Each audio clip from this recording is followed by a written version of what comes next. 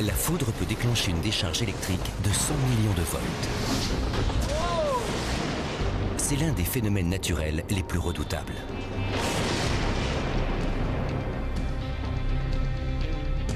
Le photographe Carsten Peter fait un reportage sur Tim Samaras, un scientifique chasseur d'orages. Leur objectif, filmer les orages comme personne ne l'a jamais fait. Mais arriveront-ils à capturer la foudre avant qu'elle ne les frappe? La vache!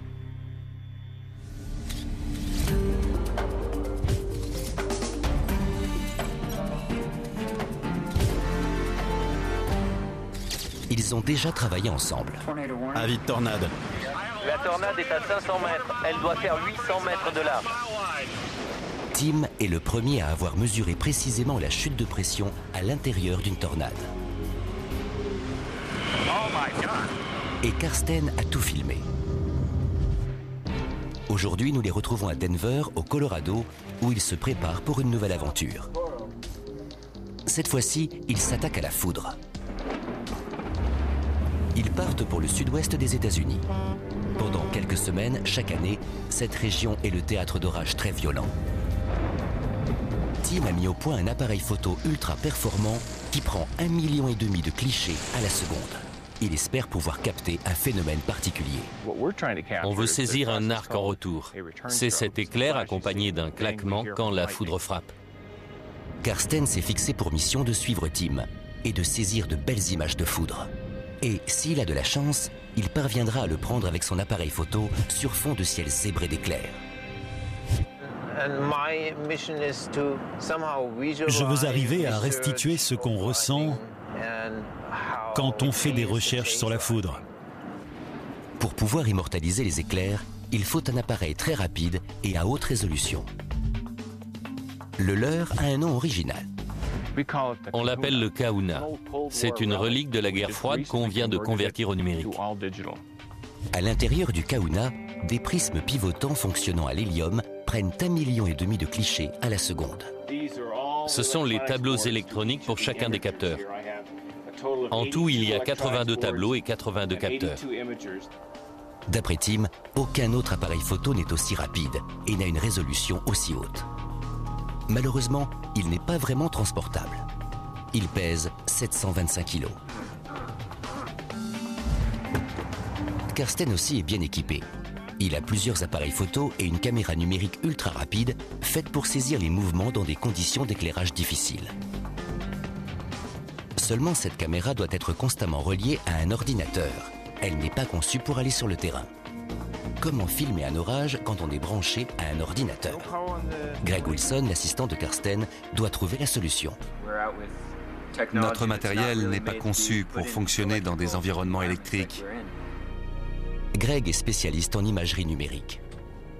Les appareils de Carsten vont mettre ses compétences à rude épreuve. On doit préparer plein de choses, on a tellement de matériel. Les réglages des caméras ultra rapides, c'est compliqué. On doit les faire fonctionner longuement pour en connaître les moindres détails et être sûr qu'elles marcheront sur le terrain. On va filmer caméra au point. Il faut qu'on fasse des essais. Tu veux filmer caméra au point? Oui, le plus possible. Vu que je veux filmer Tim en train de travailler avec la foudre. Ça ne va pas être facile. C'est dans cette banlieue tranquille de Denver que Tim a garé son poste de contrôle mobile, à savoir une remorque bourrée d'appareils de pointe et d'équipements pour repérer les orages. On s'assure que tous les logiciels fonctionnent ainsi que notre gros appareil photo. On se prépare pour le grand jour. La saison des orages ne dure que quelques semaines. Ils doivent se mettre en chasse sans tarder. Je suis plutôt confiant. Il y a de bonnes probabilités pour qu'on trouve de gros orages au Nouveau-Mexique, avec de gros grêlons et des vents violents.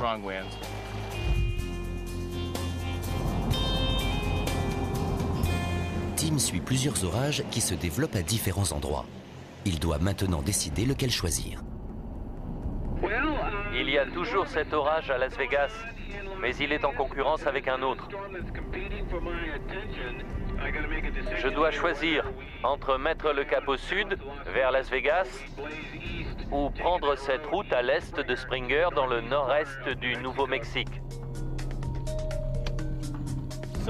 Jusqu'ici, tout va bien. Ça me plaît bien. Il y a des cumulus qui se développent le long de la ligne de bascule du vent, jusqu'à l'extrémité occidentale de l'Oklahoma. Regarde, un colibri.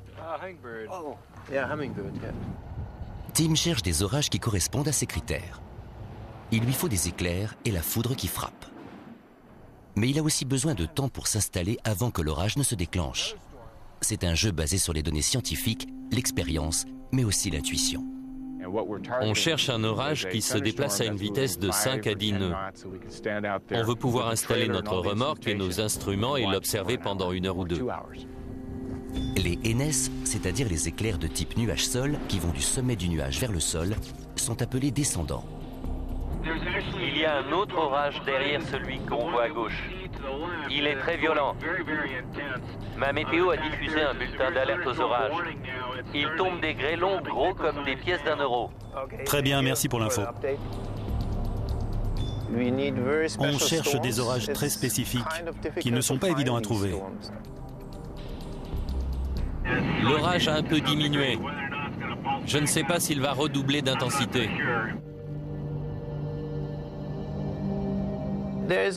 J'ai la pression. Je dois saisir l'instant T. Vu les circonstances, c'est difficile. Tim est enfin sur une piste. On dirait qu'on a un front ici. Incroyable mais vrai. On voit que l'orage tourne. Impossible de faire un arrêt. Karsten tourne depuis la voiture. Le temps est compté. On ne doit négliger aucune piste. On va mettre le camion en place et croiser les doigts pour que les éclairs zèbrent bientôt le ciel. Tim et Karsten s'installent au bord du rideau de pluie. D'ici, ils ont une vue dégagée sur les éclairs. Tim tourne la remorque pour que le kahuna ait un bon angle de prise de vue.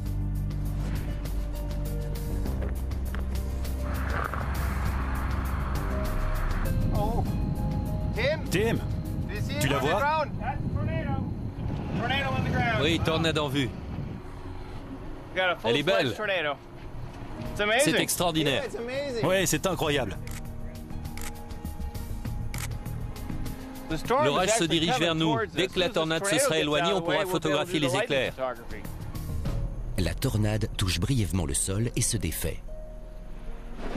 Place aux éclairs. Regarde, des éclairs dans l'enclume de l'orage. Il est temps de déclencher le kahuna. Il est encore loin. L'orage commence à faiblir. Oui. Mais il devrait encore nous faire de beaux éclairs pendant 1 heure. Joli. Ce ne sont que des éclairs nuage-sol. Quel ennui. Je voudrais être plus près. Nos traqueurs d'orage s'impatientent. On cherche des orages et des éclairs d'aspect particulier. Ça fait beaucoup de paramètres. Et Karsten n'est pas tout seul. Tim tourne son appareil photo de 725 kg vers un phénomène pour le moins capricieux. On doit essayer de deviner où la foudre va frapper. Les probabilités sont faibles. C'est quasiment impossible.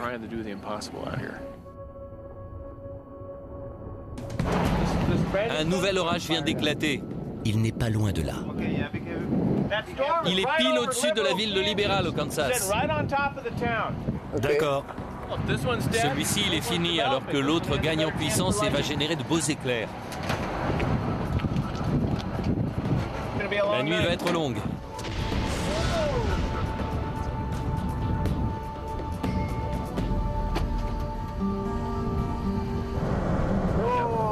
On est sorti de l'orage. Je suis toujours optimiste. Quelques kilomètres plus loin, il s'arrête pour attendre que l'orage passe. Je ne vois pas d'éclairs nuage-sol descendant. Ce ne sont que des éclairs nuage-nuage. Tu as vu? Un éclair positif. Les éclairs positifs sont imprévisibles et souvent mortels. Et surtout, ils semblent venir de nulle part. Un éclair positif est un éclair nuage-sol qui peut frapper à l'extérieur du nuage de 9 à 15 km hors de la zone orageuse. On n'a aucune envie d'en croiser un. Karsten ne peut pas résister. C'est magnifique. Ce sont des moments rares. Avoir la chance de voir ça, c'est génial. On en prend plein les yeux. Quand on est passionné par son sujet, on assiste à des miracles. Pendant que Karsten profite du spectacle, Tim s'inquiète pour le Kahuna. On installe notre appareil qui vaut un demi-million de dollars en plein milieu d'une zone électrique. Dans cette atmosphère très chargée en électricité, il se passe des trucs bizarres. Une fois, ma montre s'est arrêtée. On a toujours peur de perdre des données. Voire pire. Tim craint que le Kahuna ait besoin d'importantes réparations. S'il veut finir son reportage, il va lui falloir un petit miracle. De retour à Denver, l'équipe passe en revue les dégâts causés par l'orage de la nuit précédente. Autre mauvaise nouvelle, certaines des meilleures photos de Karsten ont disparu. J'avais enfin pris de bons clichés, mais mon appareil a planté. On était au milieu d'un orage magnifique et on ne pouvait rien faire. On a appelé les ingénieurs de la marque de mon appareil, en vain. On a perdu les données, malheureusement. L'appareil de Karsten va devoir être remplacé. C'est l'horreur. Ils ont parcouru plus de 3000 km et traversé 6 États américains. Ils ne peuvent pas s'avouer vaincus maintenant. Heureusement, les dégâts du Kahuna sont réparables. Mais ça prendra plusieurs jours et nos chasseurs d'orage courent après le temps.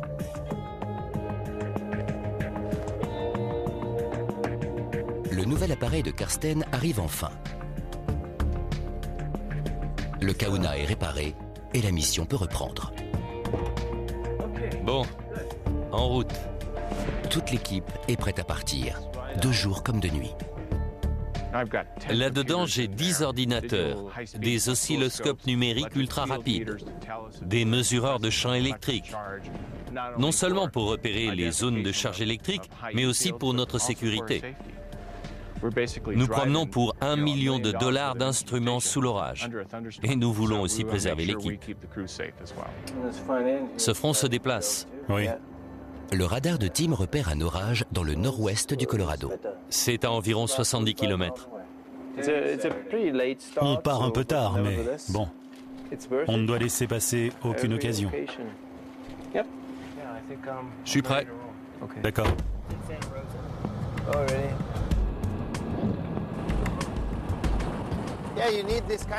Il faudrait au moins un véhicule comme ça pour aller s'installer sous un orage.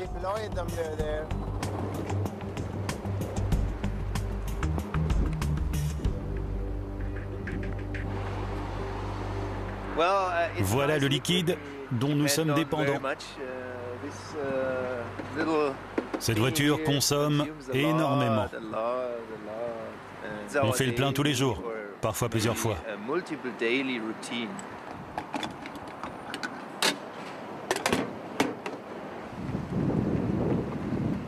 Et il leur arrive aussi de changer plusieurs fois de direction. Tim a repéré un orage plus loin. Il faut accélérer le mouvement. On est où là? On doit avaler les kilomètres pour essayer d'être en avance sur l'orage. Il est possible que cet orage génère une tornade. On ne va rien voir, on est dans le noyau de précipitation. La tornade est cernée par la pluie. Et comme il fait nuit, ce n'est pas l'idéal. Comme d'habitude, la pluie gâche tout. On va devoir aller dans la cage aux fauves. En d'autres termes, ils vont aller au cœur de l'orage. Mais celui-ci est plus rapide qu'eux. Il est en train de monter en puissance. On ne va pas pouvoir rester plus de 2 minutes. Il avance vers l'est. Tim et Karsten savent quand ils doivent battre en retraite. Allez, on s'en va. Greg, prépare-toi à lever le camp.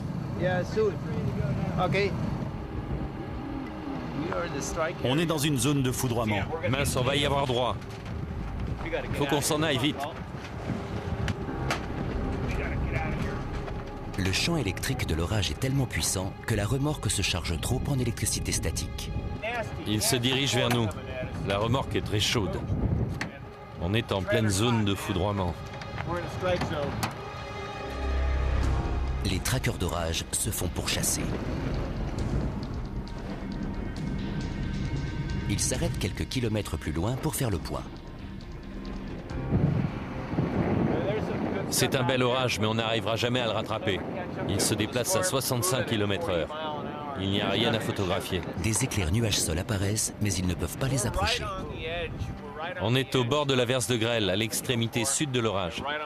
On a détecté une signature tornadique de rotation, c'est-à-dire qu'il y a peut-être une tornade dans cet orage. Attends. Il tombe déjà de la grêle. On peut peut-être remonter un peu la route 76. La grêle se met à tomber. C'est la guerre. Ça y est. Tu t'amuses? Il est temps de trouver un hôtel. Et avec un peu de chance, de quoi faire un vrai repas. J'ai faim. J'ai très faim. Il est minuit. Tu crois qu'on va trouver un resto ouvert? Aucune chance. J'ai une de ces faims. Il est minuit, rien ne sera ouvert.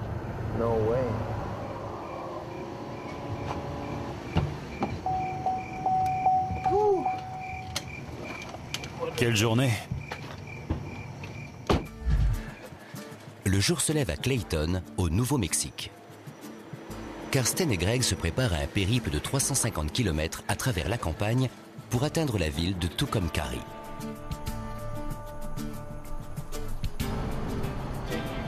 Ils doivent aller y chercher l'une des caméras Full HD les plus rapides du monde et ensuite rejoindre Tim.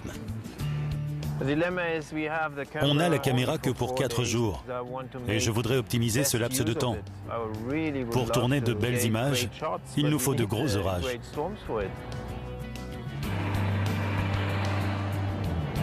Salut Tim. T'es où?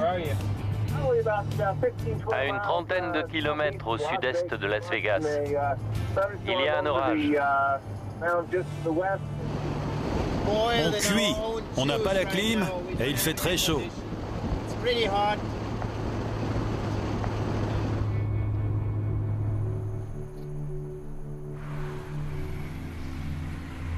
Au milieu de l'après-midi, l'équipe est à nouveau au complet. Comme on a cette nouvelle caméra que pour quelques jours, ça nous met la pression. Ils attendent toute la journée, en vain.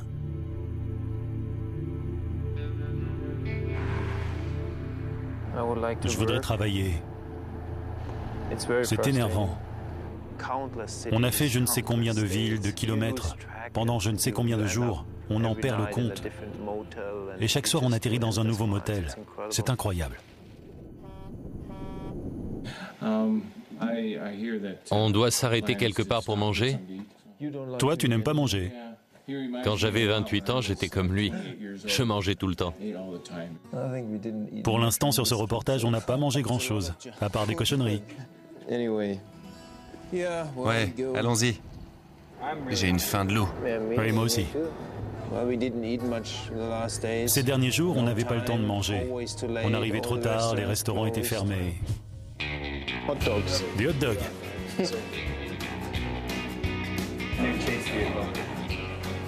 Allez, à table.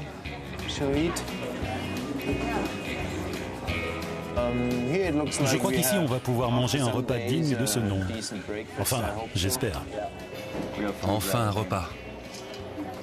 Un vrai repas. On doit se dépêcher. On devrait déjà être en route.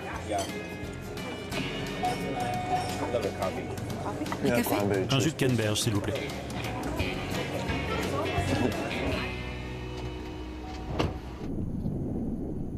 Après ce festin, Tim jette son dévolu sur un nouvel orage.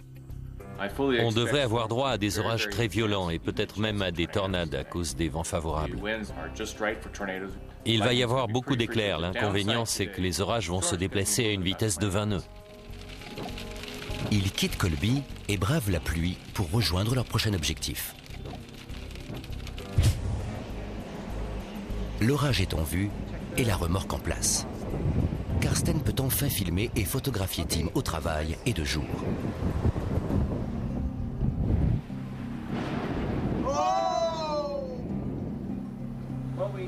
On voudrait que de beaux éclairs viennent frapper ce poteau. Tim met le Kahuna en marche. Je l'ai déclenché pendant cet éclair. Je vais me servir de celui-ci maintenant. Allez, déchaîne-toi. La nuit tombe et il continue à travailler. Le Kahuna ne peut fonctionner que 30 secondes d'affilée, sinon il surchauffe. Il ne reste que 10 secondes et un éclair apparaît en plein dans son champ de prise de vue. Je ne sais pas si on l'a. Mais regardez, on voit les impulsions. À l'écran, on voit les frappes répétées. Ce sont les données du photodétecteur. 1, 2, 3, 4, 5, 6, 7 frappes répétées en très peu de temps. Tim vérifie les données. Évidemment. Ce genre de cliché est très difficile à obtenir, mais Tim persévère. J'ai perdu ce que j'avais enregistré avant. Je vais réessayer.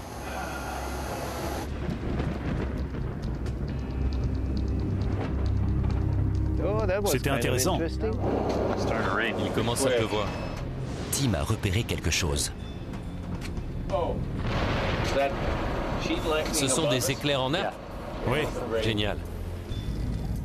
Ce type d'éclair intra-nuageux peut être très dangereux. On doit déguerpir. Même Karsten a l'air nerveux. Quand on photographie la foudre, on peut être exposé. Le sol est mouillé, il est conducteur d'électricité. On plie bagage. On ne veut surtout pas rester là sous la pluie. On s'en va. C'est infernal. Tim a déjà trouvé un autre orage. On en a un autre, très actif électriquement. Il est au sud-ouest de Fort Morgan.